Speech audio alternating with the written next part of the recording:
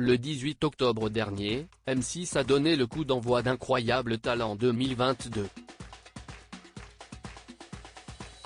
La première émission a notamment été marquée par la performance incroyable de Ryan, un jeune homme de 15 ans qui a bouleversé tous les membres du jury, et en particulier Hélène Ségara qui a utilisé son Golden Buzzer, le propulsant ainsi directement en finale. Le 25 octobre, les téléspectateurs découvriront le deuxième numéro. Et, en cours d'émission, l'interprète dit « Il y a trop de gens qui t'aiment » a fait une révélation en ce qui concerne sa maladie comme on peut le voir en avant-première sur Salto. Hélène Ségara souffre d'une névrite optique, atteinte neurologique causée par une inflammation du nerf optique, due à une maladie auto-immune. Elle est donc contrainte de suivre un traitement lourd avec de la cortisone, un médicament qui peut avoir une incidence sur l'apparence physique. Ce mot qui la ronge entraîne bien entendu des troubles de la vision. Comme le fait de ne pas voir en 3D comme elle l'a confié lors du deuxième prime d'Incroyable Talent.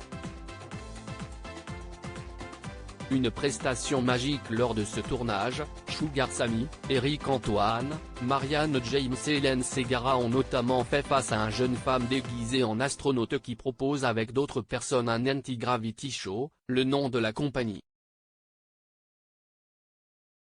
Autour d'elle évoluent des décors impressionnants sur fond noir dans lesquels elle se met en scène tantôt les pieds au sol, tantôt suspendue dans les airs.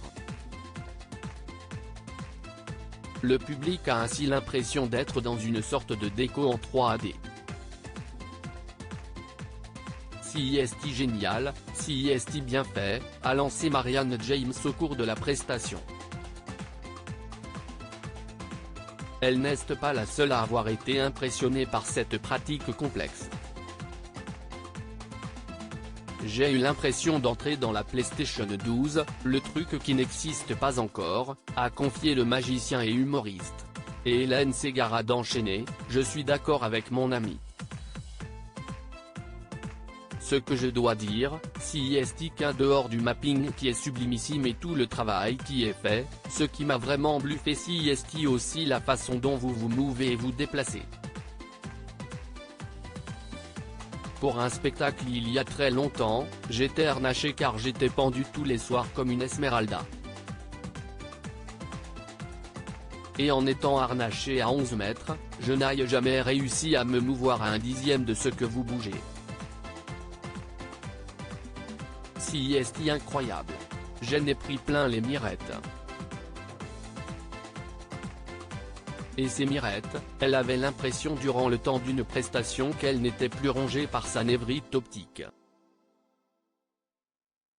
Moi ça fait quelque temps, avec mes yeux, que je n'aille plus la 3D.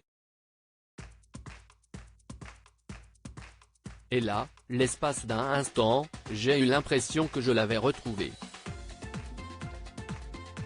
Donc pour ce cadeau, merci, a-t-elle conclu.